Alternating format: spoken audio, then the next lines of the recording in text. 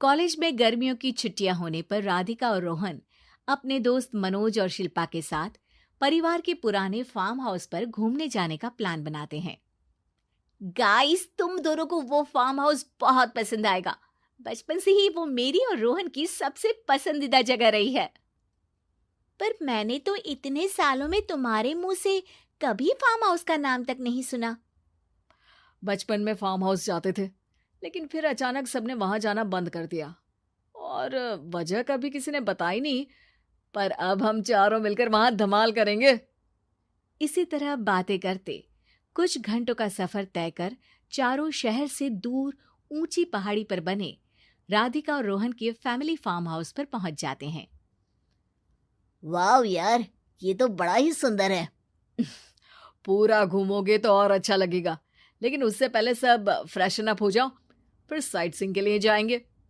राधिका और रोहन अपने अपने कमरे में चले जाते हैं, लेकिन मनोज और शिल्पा घर में घूमने लगते हैं, जहां शिल्पा की टक्कर हॉल के बीचों बीच रखी एक पुरानी लकड़ी की कुर्सी से होती है। आह, लग गई रे माता, इस कुर्सी को बीच में किसने रखा हुआ है? अरे तेरे स्वागत के लिए भूत ने रखा होगा। ओए, तुझे बहुत हंसी आ रही है। जब खुद टकराएगा तो पता चलेगा। हाँ ठीक है, पर अभी तो तू इसे साइड में रख दे। शिल्पा कुर्सी को एक कोने में रख देती है और वो दोनों भी अपने कमरे में चले जाते हैं, जिसकी थोड़ी देर बाद चारों बाहर घूमने निकल जाते हैं। इसी तरह रात हो जाती है। फार्म हाउस में वापस आकर वे लोग सीधा सोने चले जाते हैं। आधी रात को मनोज की नींद खुलती है। बड़ी तेज प्यास लगी है, पानी साथ लेकर सोना चाहिए था। हाँ, अब रसोई तक जाना पड़ेगा। मनोज आंखें मलते हुए कमरे से हॉल में आता है और अचानक रास्ते में रखी कुर्सी से टकराकर जमीन पर गिर जाता है। अरे मर गया रे दादा। शिल्पा सही बोल रही थी, बड़ी तेज लगती है ये कुर्सी तो, पर इसे दोबारा बीच में किसने रखा? मनोज एक बार फिर उस लकड़ी की कुर्सी को कोने में रख पानी पीकर कमरे में चला जाता है। अगली सुबह जैसे ही चारों की नींद खुलती है तो उन्हें अपने बेड के पास साइड टेबल पर चाय का कप रखा मिलता है, जिसे देख वो खुशी खुशी चाय पीकर तैयार होकर कुछ देर बाद हॉल में मिलते हैं। थैंक यू यार राधिका, मुझे नहीं पता था कि तू इतनी अच्छी चाय बनाती है। वैसे मुझे उस बेड टी की बहुत जरूरत थी। ये और चाय, अरे इसे तो पानी तक उबालना नहीं आता। मतलब तूने हमारे लिए चाय बनाई क्या दोस्त? अरे चल पागल है क्या, इतना भी प्यार नहीं है मुझे कि तुम्हारे लिए बेड टी बनाऊं। चाय पर ये चर्चा करते हुए मनोज जैसे ही पीछे मुड़ता है तो एक बार फिर लकड़ी की पुरानी कुर्सी से टकराकर उस पर गिर जाता है।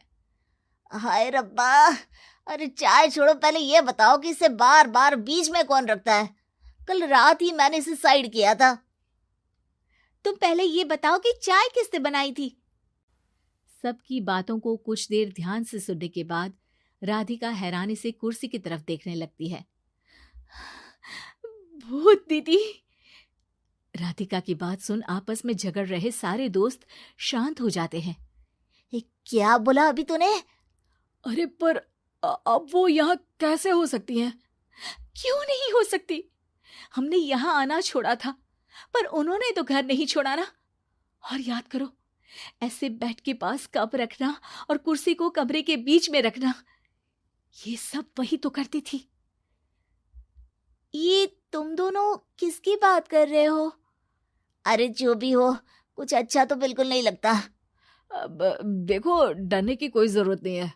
वो सालों से इस घर में रहने वाली भूत दीदी है। वो बचपन से ही हमारे यहाँ आने पर एक बड़ी बहन की तरह हम दोनों का ख्याल रखती हैं। ओए, पगला गया है क्या? शिल्पा, मुझे यहाँ नहीं रहना, तू भी मेरे साथ ही चल। ये दोनों तो पागल हो गए हैं। जहां मनोज डर से वापस जाने की बात कर रहा होता है, वहीं शिल्पा अपने फोन में बिजी होती है। क्या तुम्हें यहाँ की सिचुएशन समझ में नहीं आ रही जो फोन में लगी हो? जिसे जो करना है करो, मैं तो जा रहा हूँ। मनोज हड़बड़ाहट में अपने कमरे की तरफ जाता है, जिसके साथ राधिका और मोहन भी उसे रोकने के लिए पीछे पीछे जाते हैं, लेकिन शिल्पा वो तो अभी भी फोन में लगी रहती है। कुछ देर बाद जब वो तीनों दोबारा हॉल में वापस आते हैं तो शिल्पा को सबके पैक्ड बैग्स के साथ देखकर हैरान रह जाते हैं। ये सब क्या है शिल्पा? यहाँ हम इसे समझा रहे हैं और तुम हमारे बैग्स भी पैक कर कर लेकर आई। अरे आखिर में फोन से बाहर निकलकर कुछ किया तो सही इसने। दोस्तों देखो, कल से हम यहाँ हैं। भूत दीदी ने कुछ किया नहीं ना? फिर डर क्यों रहे हो? 4 दिन और रुकोगे तो पता चलेगा कि क्या होगा। मतलब? इस पर शिल्पा उन तीनों को फार्म हाउस से बाहर लाकर फोन में पुरानी न्यूज का आर्टिकल दिखाती है।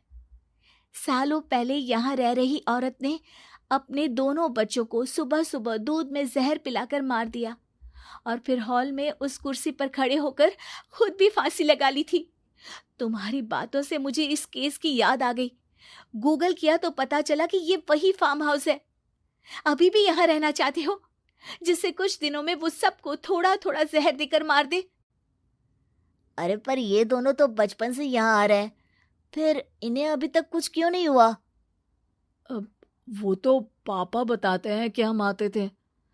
हाँ, और मुझे भी एक बार का ही याद है। वाह, और कहानियां तो ऐसे सुना रहे थे जैसे सदियों से यहीं रहते हो।